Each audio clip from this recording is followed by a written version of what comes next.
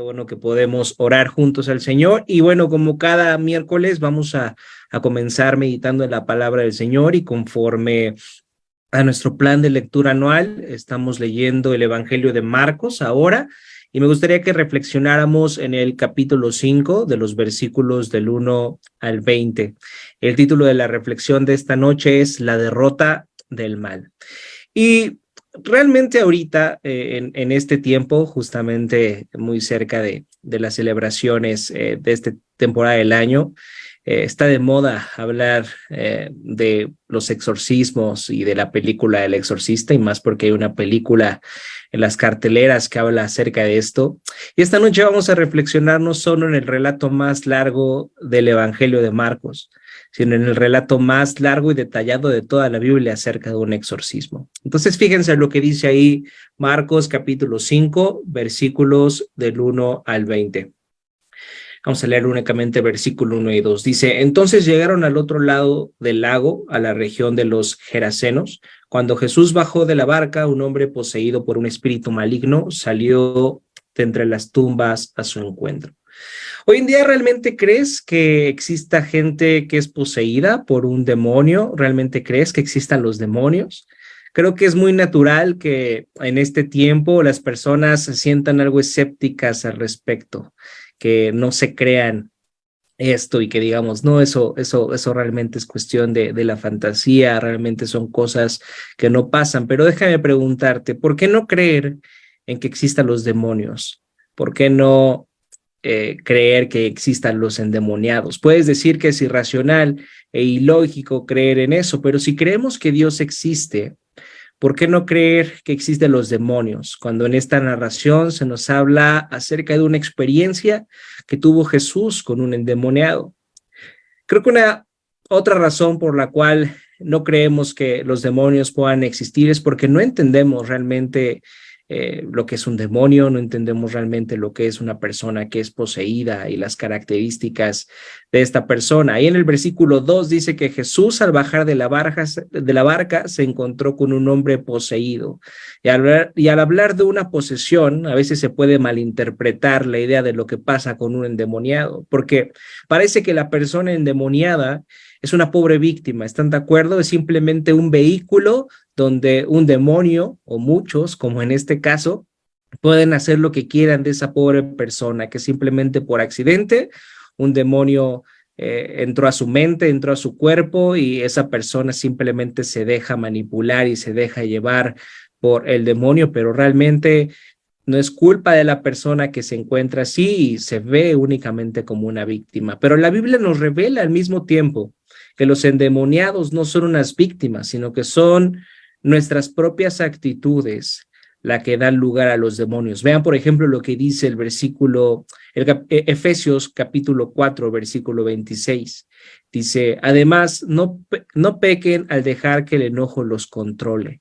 No permitan que el sol se ponga mientras siguen enojados, porque el enojo da lugar al diablo. Y así igual Pablo en otras cartas, como por ejemplo Timoteo, habla acerca de los orgullosos, habla acerca de los egoístas y habla cómo cada uno de estos sentimientos dan lugar al diablo, dan lugar al mal. Si eres una persona orgullosa, si estás amargado, si eres egocéntrico, te abres un poco a la influencia de las fuerzas del mal en este mundo que buscan destruir lo que Dios quiere arreglar y lo que Dios quiere redimir.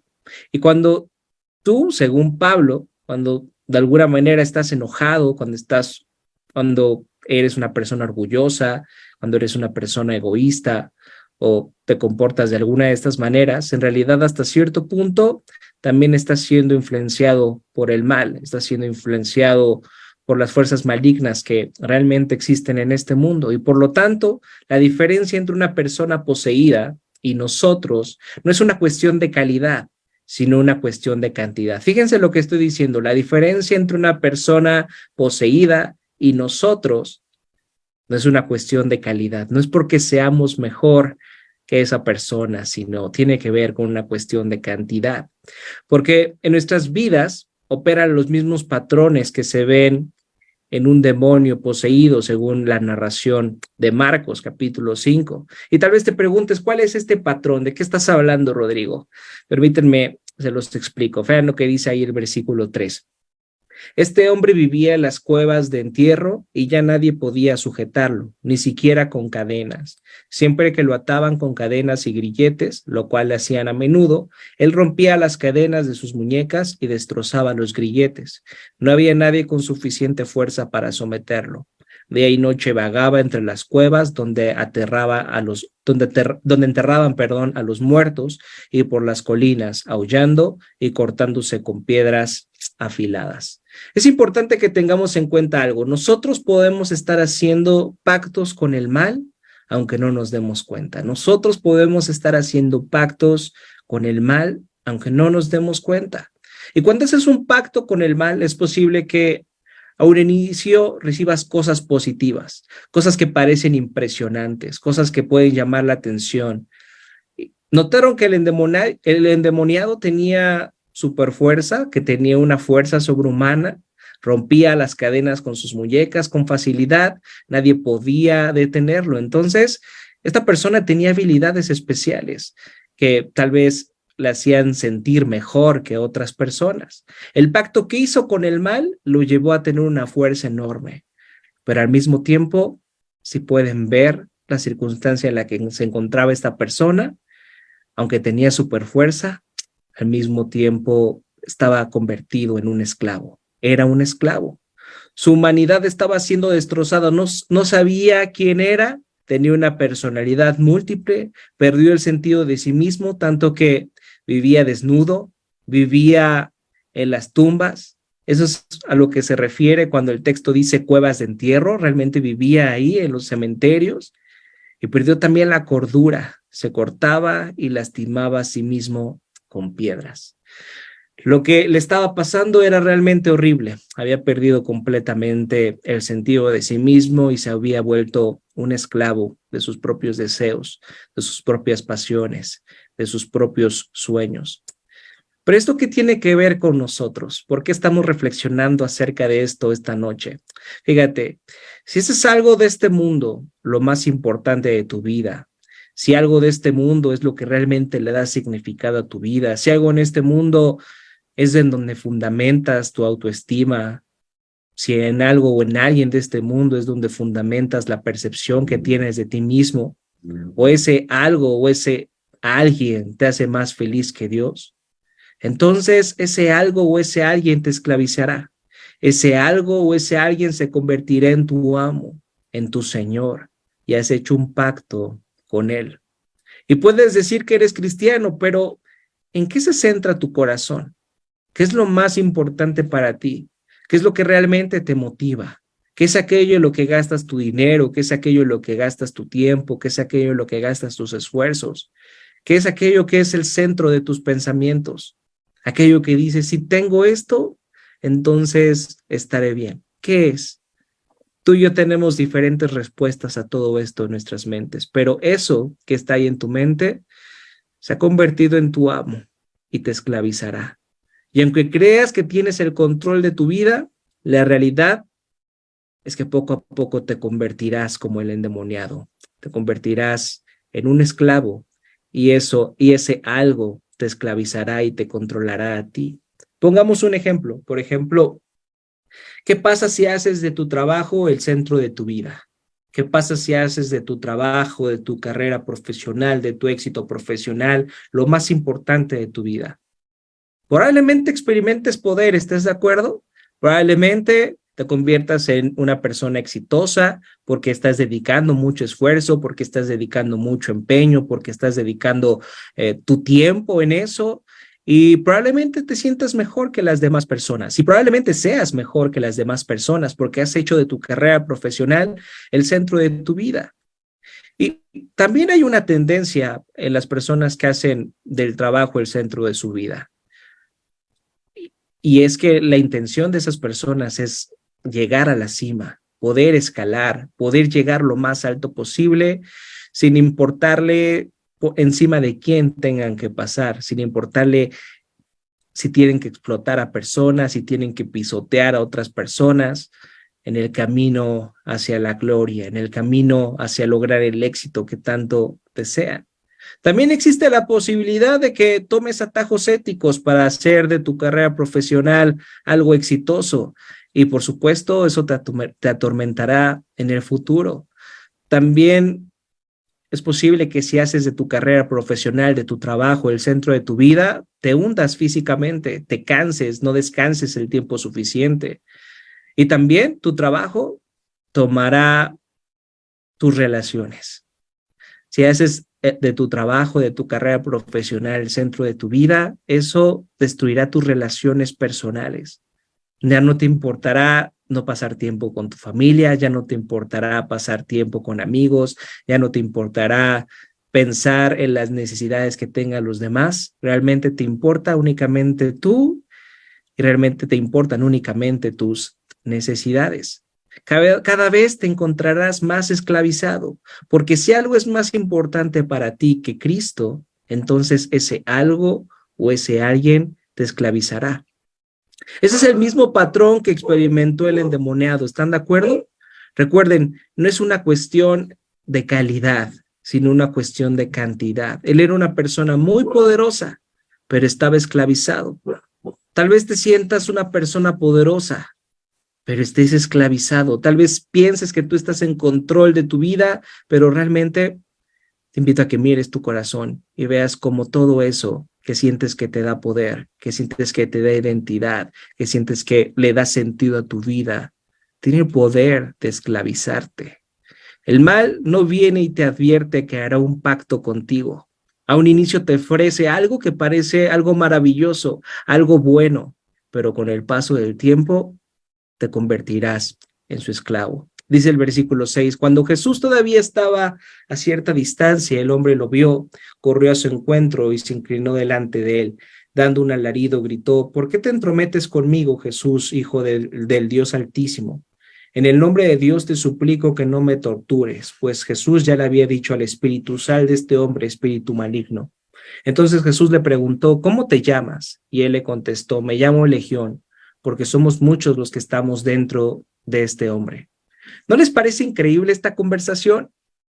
Alguien endemoniado, los demonios mismos dentro de este hombre, diciéndole a Cristo que él era el Hijo del Dios Altísimo y sintiéndose completamente aturdido bajo la autoridad de Jesús. ¿Cómo incluso una persona, el demonio mismo, puede reconocer a Jesús y sin embargo no creer en él? Eso debe de ser algo que alerte nuestra vida. ¿Cómo está nuestra fe? ¿Cómo está nuestra creencia acerca de Dios? ¿Simplemente creemos en él como alguien que existe o realmente está puesta nuestra confianza en él? ¿Está puesta nuestra identidad en él? Santiago 2:19 dice, ¿tú crees que hay un solo Dios? Magnífico, también los demonios lo creen y tiemblan. La fe verdadera no solamente se basa en decir o creer que Dios existe. La fe verdadera reside en confiar en Él, en depositar nuestra esperanza en Él, en depositar nuestra identidad en Él, en depositar nuestra seguridad y nuestro consuelo solamente en Él. Ahora, hay algo muy interesante en esta conversación que tiene Jesús con el endemoniado. Ahí en el versículo 9, Jesús le preguntó, ¿cómo te llamas? ¿Por qué Jesús le preguntó su nombre? ¿Ustedes creen que Jesús no sabía cuál era su nombre? ¿Por qué entonces Jesús le pregunta, ¿cómo te llamas? Fíjense, Jesús desea revelarle a ese hombre que en ese momento se encontraba poseído, la gravedad y la situación en la que se encontraba, su pecado, el hacer un pacto con el mal, el poner su identidad, su confianza en algo o en alguien más que no era Dios, lo llevó a esa situación. Y él tenía que darse cuenta de la circunstancia en la que se encontraba. Ahora una legión de demonios se encontraba dentro de él. Entonces, tú y yo no somos tan diferentes a este endemoniado. De nuevo, la diferencia no tiene que ver con la calidad, sino de la cantidad. Y tú y yo, como dice Efesios capítulo 2, también nos encontramos muertos en nuestros delitos y pecados si no ponemos nuestra confianza en Cristo. Entonces, aunque una legión de demonios estaba dentro de ese hombre, no pudieron con la autoridad de Jesús. Y esta persona endemoniada se puso de rodillas ante Jesús y dice el versículo 10, entonces los espíritus malignos le suplicaron una y otra vez que no los enviara a un lugar lejano. Sucedió que había una gran manada de cerdos alimentándose en una ladera cercana. Envíanos esos cerdos, suplicaron los espíritus, déjanos entrar en ellos. Entonces Jesús les dio permiso. Los espíritus malignos salieron del hombre y entraron en los cerdos, y toda la manada de unos 2000 cerdos se lanzó al lago por el precipicio y se ahogó en el agua. Los hombres que cuidaban los cerdos huyeron a la ciudad cercana y sus alrededores difundiendo la noticia mientras corrían. La gente salió corriendo para ver lo que había pasado. Pronto una multitud se juntó alrededor de Jesús y todos vieron al hombre que había estado poseído por la legión de demonios. Se encontraba sentado allí, completamente vestido y en su sano juicio, y todos tuvieron miedo. Fíjense, cuando Jesús liberó a este hombre, se nos dice que este hombre que había estado desnudo, que había estado ahí en las tumbas, cortándose con piedras, gritando, aullando, ahora se encontraba vestido y en su sano juicio. Y esto nos puede parecer una historia increíble. Podría parecer una de las historias maravillosas y milagrosas que podemos encontrar en la Biblia, como un hombre devorado por un pez y siendo vomitado al tercer día. Pero esta historia, al igual que la de Jonás, es mucho más profunda de lo que parece. ¿Sabes por qué? Porque al final del Evangelio de Marcos vemos a Jesús, a Cristo, intercambiando lugar con este hombre. Jesús, al final del Evangelio de Marcos, también termina desnudo, también termina despojado incluso de sus ropas. Jesús fue herido y derramó su sangre por nosotros. Y estando en la cruz, también aulló. Él gritó, Dios mío, ¿por qué me has abandonado? ¿Y saben qué? Cristo también fue llevado a las tumbas. Así es como Jesús trató con el mal. Así es como Jesús trató con el mal del endemoniado y también ha tratado con mi mal y tu mal. Jesucristo tomó sobre sí mismo el mal, la injusticia, el pecado y la muerte de todos nosotros. Murió en la cruz para pagar por nuestros pecados, para que algún día pudiera eliminar el mal sin eliminarnos a nosotros.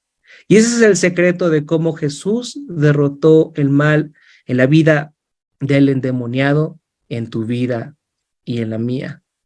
Cuando ves el costo, cuando ves lo que Cristo estuvo dispuesto a hacer, que estuvo dispuesto a estar desnudo, que estuvo dispuesto a ser herido, a derramar hasta la última gota de su sangre y ser llevado a la tumba por ti, solamente puedes llegar a una conclusión. Solamente puedes llegar a la conclusión de saber lo amado, lo profundamente amado que eres por tu Salvador. Esto te debería demostrar el valor infinito que tienes para Él. Y entonces ya no tienes que poner tu confianza y tu identidad en tu carrera profesional. Entonces ya no tienes que poner tu esperanza y tu confianza en el amor romántico. Entonces ya no tienes que poner tu carrera y tu confianza en la vida de tus hijos. Ya no tienes que poner tu confianza y tu esperanza y tu seguridad en tu salud, en tu éxito, porque ahora entiendes que eres una persona sumamente importante, eres una persona sumamente valiosa, no por quién eres tú, sino porque el Dios creador del universo ha decidido amarte, ha decidido salvarte, ha decidido entregar su vida por ti. Y es esa decisión de parte de Dios la que nos da un valor inmenso, un valor y una seguridad increíble para ya no buscar esa seguridad en algo o en alguien de este mundo. ¿Y saben qué es lo increíble de poner nuestra confianza, nuestra seguridad y nuestra identidad en Jesús? En que si lo hacemos, Él va a ser el único que no nos va a esclavizar. Él es el único que al poner nuestra confianza y nuestra esperanza en Él, nos hace verdaderamente libres. Nos hace verdaderamente libres para poder vivir esta vida conforme a nuestro Creador la diseñó. Una vida para su gloria, una vida en adoración a Él. Es solo cuando ves el costo de lo que Cristo hizo, cuando ves cuánto te amaba, solo cuando lo ves siendo llevado a la tumba, desnudo, gritando y sangrando, que realmente podrás entender que eres muy amado. Él nos perdonó a costa de sí mismo. Él no decidió vengarse de nosotros a pesar de quiénes somos. Él decidió ofrecerse por nosotros y entregar su vida por nosotros.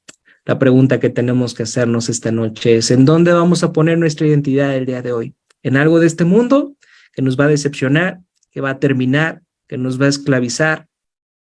¿O en aquel que entregó su vida para hacernos verdaderamente libres?